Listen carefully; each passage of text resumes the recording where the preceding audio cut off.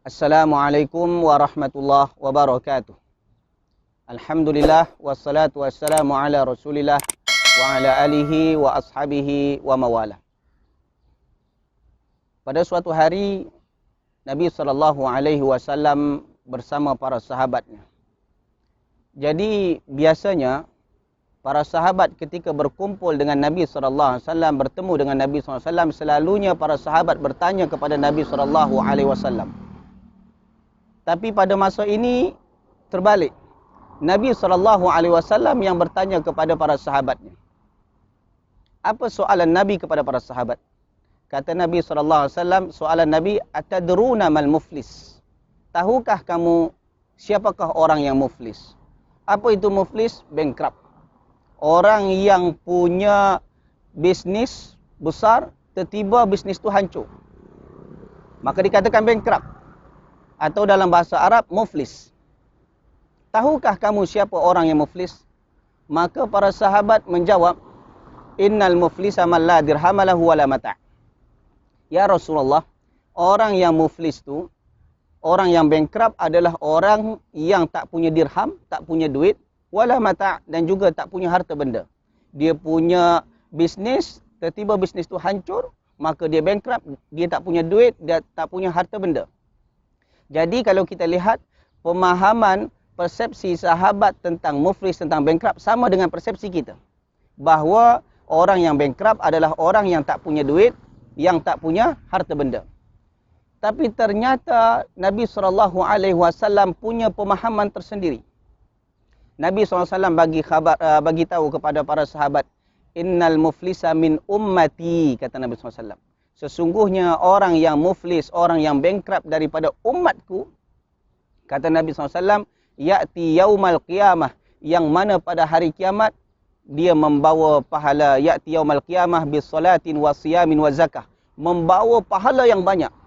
Mula daripada pahala solat dia bawa, pahala puasa dia bawa, pahala zakat dia bawa, pahala sedekah dia bawa, pahala haji, umrah dia bawa, seluruh pahala-pahala dia bawa menghadap Allah Subhanahu wa taala. Dia confident bahawa dengan pahala ini akan menyebabkan insya-Allah masuk ke dalam surga Allah.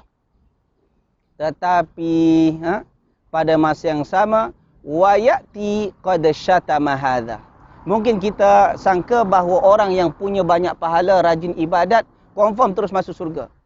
Pada masa yang sama, orang yang dikatakan bankrupt, kata Nabi sallallahu alaihi wasallam, iaitu orang yang membawa dosa. Apa dosa yang dibawa? Iaitu syatama hadza, suka mencela orang lain, suka menghina, mengejek orang lain.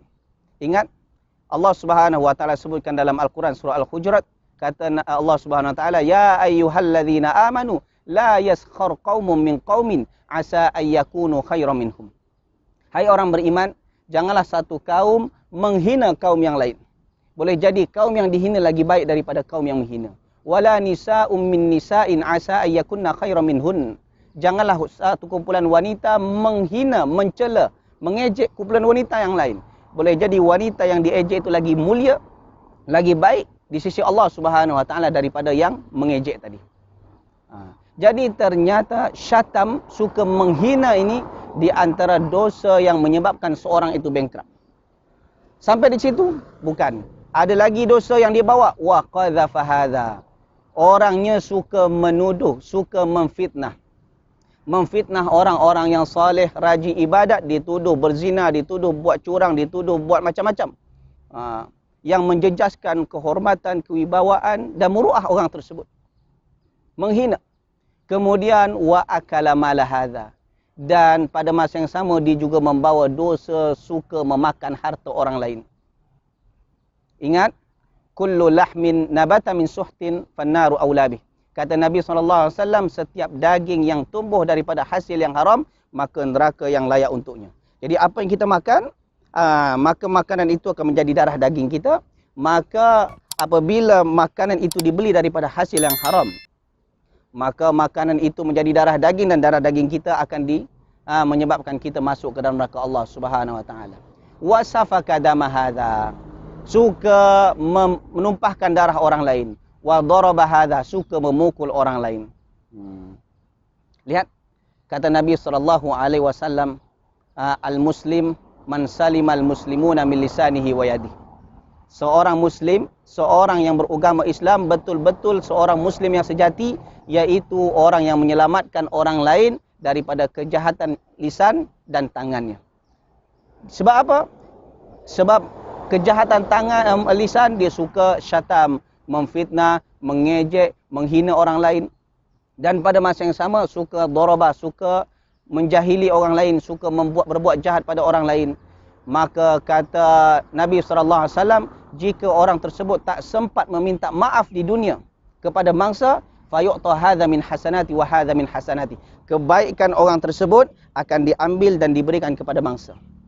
Kepada orang yang diejek, kepada orang yang difitnah, kepada orang yang hartanya diambil, kepada orang yang pernah dia pukul semasa hidup di dunia. Sebab di hari kiamat adalah mahkamah yang paling adil, dan tak ada satu pun mahkamah yang adil kecuali mahkamah Allah Subhanahu wa taala.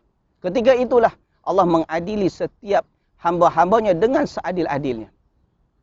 Allah Subhanahu wa taala menghukum setiap hamba-hambanya dengan seadil-adilnya. Jika masalah ni tak settle di dunia, kebaikan kita akan diambil, fayu'ta hadza min hasanati wa hadza min hasanati. Diambil pahala kita, diberikan kepada mangsa. Jika pahala kita ni dah habis, sementara dosa kita dah masih lagi banyak, ukhidha min khatayahum faturihat alaih. Diambil dosa mangsa tersebut lalu diberikan kepadanya. Pahala habis, dosa bertambah. Siapa yang boleh menjamin kita? Siapa yang boleh menyelamatkan kita lagi? Habis. Pahala dah habis, dosa bertambah, thumma turiha finnar. Lalu orang tersebut dibuang ke dalam neraka Allah Subhanahu wa taala. Akhirnya dia jadi bankrupt. Dia confident bahawa semasa hidup di dunia rajin ibadat, rajin beramal soleh, dia boleh masuk ke dalam surga. Ternyata pahala semuanya habis. Semuanya habis dibagikan kepada orang lain, orang yang suka yang dia hina, yang dia ejek, yang dia fitnah, yang dia makan hartanya. Bayangkan kalau seandainya harta orang yang kita ambil satu saja, ini akan menyebabkan pahala kita habis. Bayangkan kalau dia mengambil harta satu kampung, satu negeri, apatah lagi satu negara, duit negara dia ambil.